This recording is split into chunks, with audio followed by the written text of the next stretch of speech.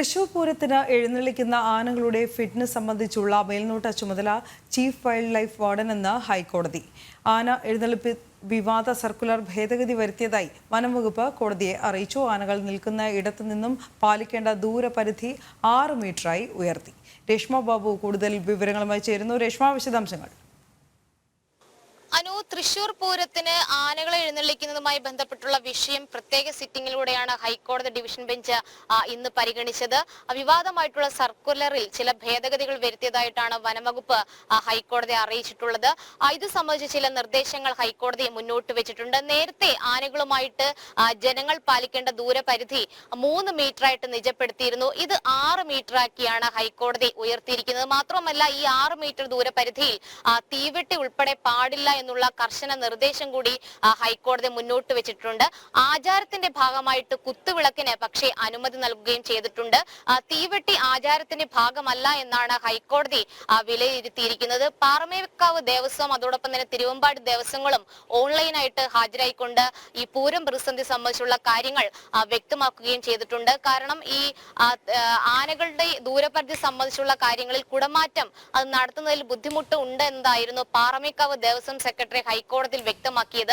6 metre ദൂരപരിധിയിൽ കുടമാറ്റത്തെ ബാധിക്കില്ല. അതായത് 6 metre ദൂരപരിധി എന്നത് കുടമാറ്റം ഉൾപ്പെടെയുള്ള ആചാരങ്ങളെ ബാധിക്കില്ല എന്നാണ് ഡിവിഷൻ ബെഞ്ച് വ്യക്തമാക്കിയിട്ടുള്ളത്. പക്ഷേ ഈ കർശനമായിട്ട് ഈ ദൂരപരിധി പാലിക്കണമെന്നുള്ള നിർദ്ദേശം കൂടി ഹൈക്കോടതി മുന്നോട്ട് വെക്കുകയും ചെയ്തിട്ടുണ്ട്.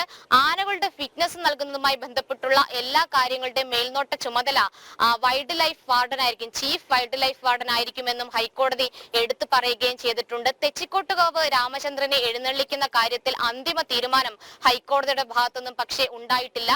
തെച്ചിക്കോട്ടുകാവ് രാമചന്ദ്രനെ എങ്ങനെ എഴുന്നള്ളിക്കാൻ സാധിക്കുമെന്നുള്ളൊരു ചോദ്യം ആദ്യഘട്ടത്തിൽ ഹൈക്കോടതിയുടെ ഭാഗത്തു നിന്നും ഉണ്ടായി. മാത്രമല്ല, ആനയ്ക്ക് കാഴ്ചശക്തി ഇല്ലെന്നാണ് കോടതി മനസ്സിലാക്കുന്നത്. അതുകൊണ്ട് ഇക്കാര്യത്തിൽ എന്ത് തീരുമാനമാണ് കൈക്കൊള്ളുക, എന്താണ് വനവകുപ്പിന്റെ നിലപാട് എന്നുള്ളതും ഹൈക്കോടതി ആരാഞ്ഞു.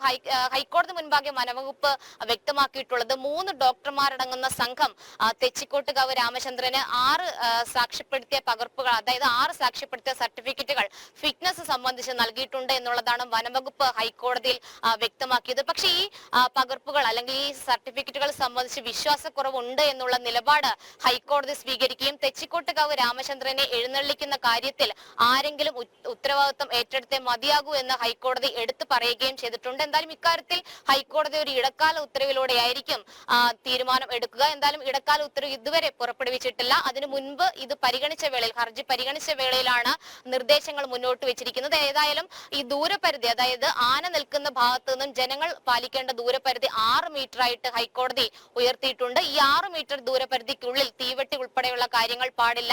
കുത്തുവിളക്കിന് പക്ഷേ ഹൈക്കോടതി അനുമതി നൽകുകയും ചെയ്തിട്ടുണ്ട്.